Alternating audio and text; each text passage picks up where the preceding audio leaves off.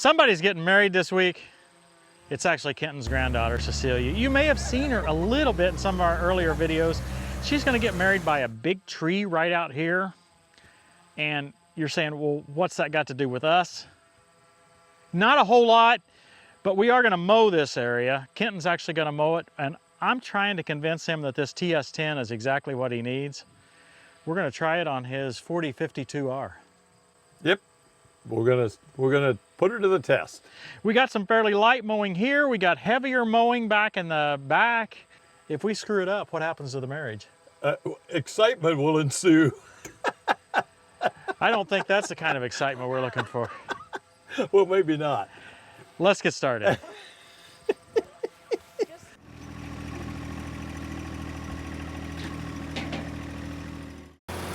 You've seen a lot of variety from Tractor Time with Tim over the years, but I bet you never expected to see a wedding.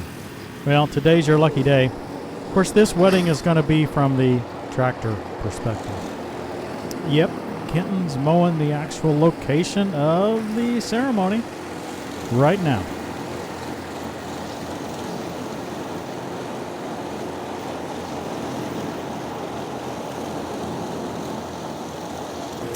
Over the last few episodes, we've shown you some unique camera angles like this one. Coming up here, you're going to get to see the first view of how we get those shots. There it is. We've got a new stand-on, sit-on ATV that we specifically purchased for this type of shot. I'll tell you a little more about it as this episode progresses.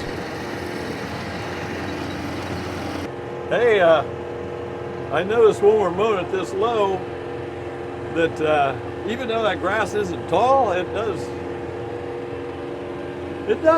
you know it's on the back, that's for sure, but we'll see how that compares to the heavy grass back in the corner we have and weeds. I'm not sure that we'll have to go over this twice, but we may, because I'm gonna end up finishing mowing with the zero turn mower to get this kind of groomed, since people are going to be walking around back here, and so that's kind of the plan. Yeah, I think we may go over it again to level out some of that, some of that grass. It does a lot better job than my rotary cutter does. Starting to get her down to the PTO speed. This has always been woods or pasture, and it's a little bit rough out here. Almost as rough as the tower project. No, well, maybe. One thing I noticed watching Kenton operate this mower is how good of a job he's doing on the turns. It's not easy to judge the proper turning radius of the mower. Having said that, if you've got a lot of experience driving pull-type attachments like this, you sort of catch on to it, and it becomes a second nature how to handle these turns. He's mowing at a pretty good clip, though. Notice how his front wheel goes all the way out to the edge, but the mower itself is taking a full strip all the way around there. He's doing a fabulous job. This is really pretty maneuverable, actually. The 15-foot back wings are a little more, not quite as forgiving to maneuver with as this is. Love, true love. Love is what brings us together today. Isn't that what, I think it's the one that goes, as you wish. Yeah, the Princess Bride. Yeah, Yeah. Yeah, I think if we get a couple days to let this dry out a little bit, I think it'll be just fine for using the woods mower or the zero turn mower to do that. This little nook back here is going to be for the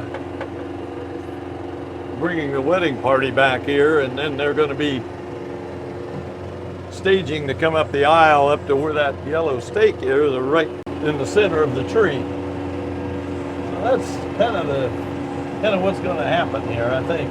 At least to the best of my knowledge, which isn't a whole lot actually.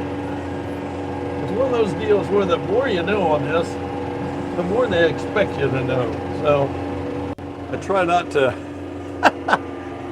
I don't want to act real knowledgeable, which is easy for me, by the way. I was raised on this farm, and then after my mom and dad passed, we moved over here and played a lot back here. When I was a kid, there was a lot more trees than I think one of the former videos back here we looked at that probably lost around a couple hundred ash trees back here. I've been grinding stumps ever since. We hay the front part of this where we're mowing now, and then back where the more density of the trees are, I just mow that to keep the weeds down and, you know, keep it nice. It's kind of everybody likes to come back here, and the grandkids, and so we enjoy it back here. See, this is what happens. He's got it mowed down good, but there's nothing we can do with that trash today. But in 3 days, you can come out here and mow it with a finish mower or something, and that trash will pretty much disappear. The green gets out of it, it dies down, and then the next time you mow it, it disintegrates. And the flowers here that are in front of the tree, that's where the ceremony is going to take place. Hopefully you'll be able to see a picture of the tree facing the east. It kind of split down the middle. It's a very, very old maple, and the branches look like resemble a cross. And so my granddaughter wanted to be buried right in front of the tree that looks like a cross. That's kind of the way that all came to be. Well, I'm giving it a try now, and Kenton's saying this down here is going to be really heavy. We'll see how it goes. Now, we've got this mower set very low, basically lawnmower height, probably 5 inches, 4.5, 5 inches probably. Big heavy grass here. I don't know what kind of grass this is. Looks like an orchard grass or something to me, but it's hard for me to tell. And it's matted down, so yeah, we're really slow in here. But I don't really mind because I got the hydrostatic drive.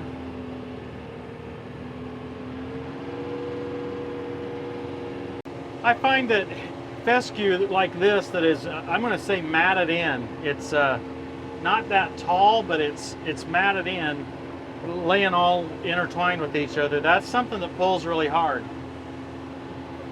And you'll see as I start up this hill that it's much lighter. Of course, the tractor will pull a little bit harder because it's got to pull itself and the mower up the hill. But the actual mowing is a little lighter. The grass is lighter. Clearly the hillside probably doesn't have quite as much fertility or moisture, so it makes it a little easier to go up the hill. This is the beauty of the hydrostat. I can move right on here now. Oh, I almost forgot to finish the story about the EATV. It's from invodrive.com, and it is called an electric ATV. We plan to do a full review on it at some point, but for today I just wanted to kind of introduce it and let you know where those shots have been coming from. No, I actually think it's handled it pretty well. I mean, we're mowing very, very low. You're correct. Yeah, I was surprised you made it through there without killing it. Well, I just went really slow. Yeah. I'm not sure. You may not really have really slow in your vocabulary. Well, yeah, that could be. Now, that's the beauty of a hydrostatic tractor, right? Oh, we can that's slow it down. it is. Up here where it's not as heavy, we zoom right along. Can you imagine? Well, you know, with the 5 Series, just like going down in there and the shifting gear, and that's what I run into on other tractors that are pulling these big bat wings, where they have that 3 and 4 range. Yeah. It's just you either are going fast enough or you're going too fast. This is wonderful. The most difficult question I've got to ask you is, which pulls easier, this or your 6-footer? Well, this actually does pull easier. Oh, really? I can't mow consistently this close with the MX6, And so this is mowing closer than I would be. So you're saying not only does it pull easier, it does a better job. Oh, it does a better job, yeah. Yeah, because You don't see the wheel tracks. This is, no, you don't. And it's more, it contours to the ground. And as you can find out, this is pretty rough back here. Yeah. So it does a great job. Okay, well, I'm going to come right back this time so you don't have to wait on me so long. Oh, okay. Well, good luck, Captain. I was going to say, well, there's slow, and there's fast, and there's half fast. You can clearly see the difference in how heavy this grass is down here. Apparently there used to be a pond in here, and it still lays pretty wet. At least that's a terminology we would use here in the Midwest. It lays wet. It basically means that water stands in here at some points, and then later in the summer like this,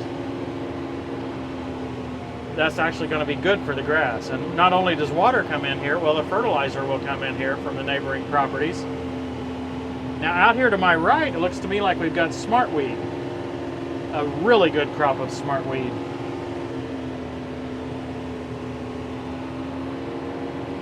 When I was a kid, smartweed used to be one of the most difficult weeds to deal with. Now the herbicides can handle it pretty well.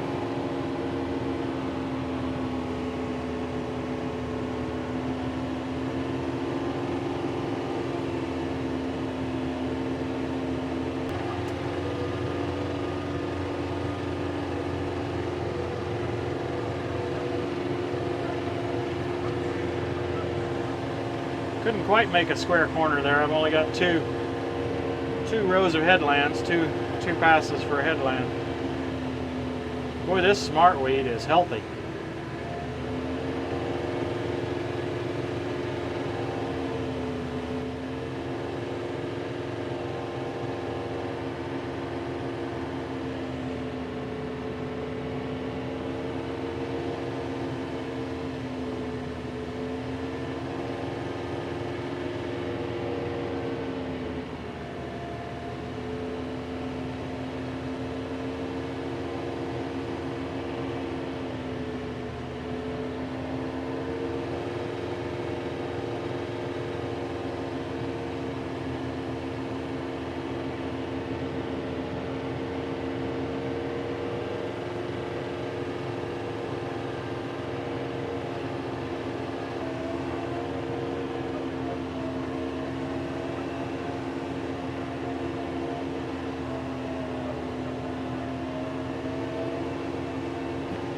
So.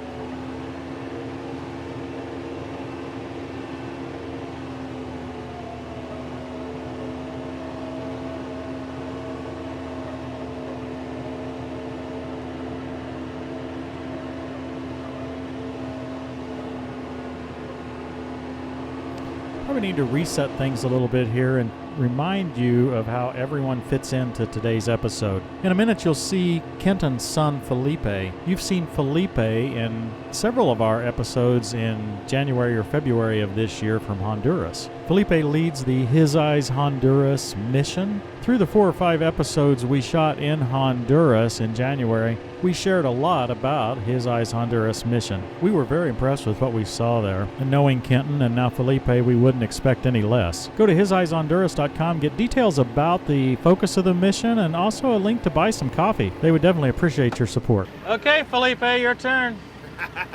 Nah, I'm good. Oh, you might as well. Why not?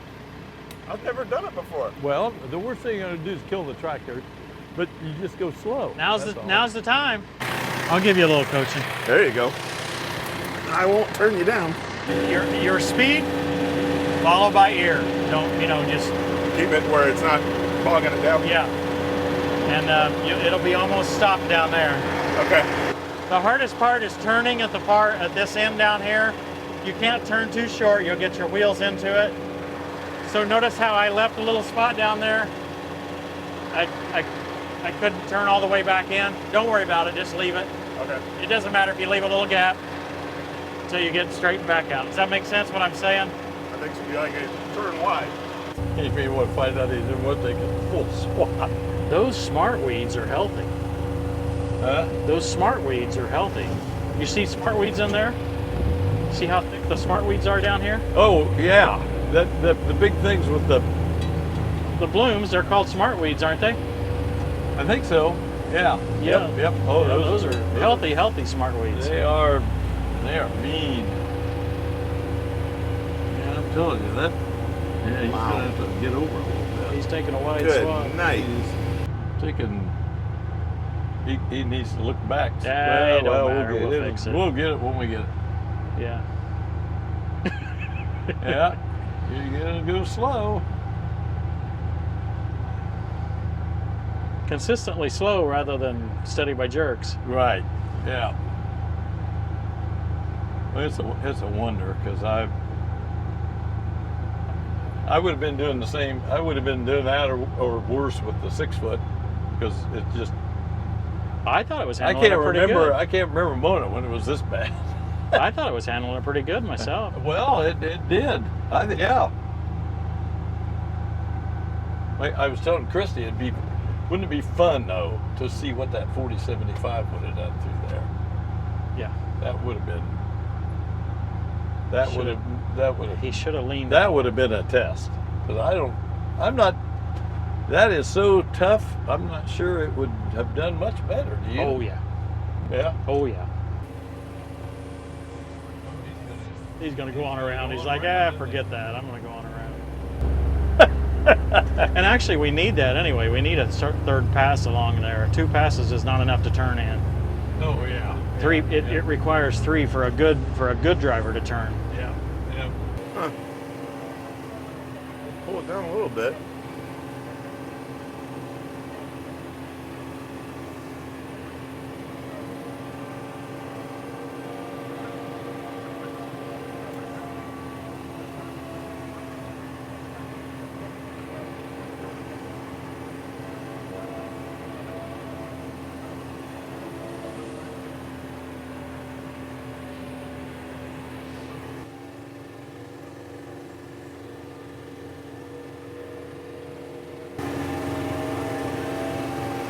Sue me, I'm having fun.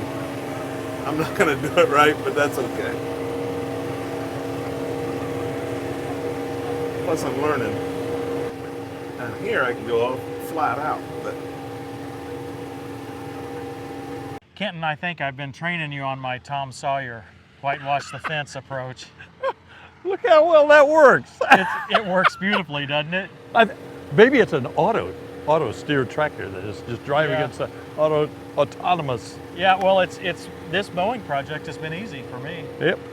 It's been easy for me too. We've had more fun than we should be allowed to have. Yeah, you know? more fun than we should be allowed to have, to quote you. And Felipe is, well, I hope he's enjoying it. Oh, I think so. I think he's having the time of his life. You were worried about this area we're standing in right here. There was, that was thick. I think one of the pictures she took, you could hardly see the tractor.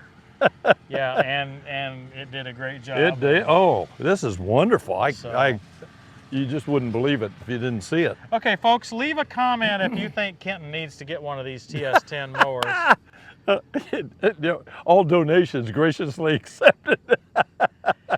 I figured you would respond, well, you've got one. It's me that needs one.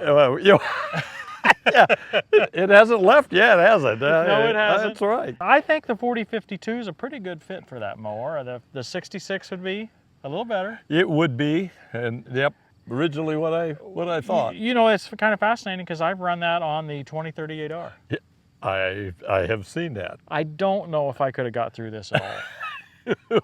I think that would have been a challenge there. Yeah, but you can see that you can use various tractor sizes. Of course, if you are going to use something as small as a 2038R, you've just got to mow more often.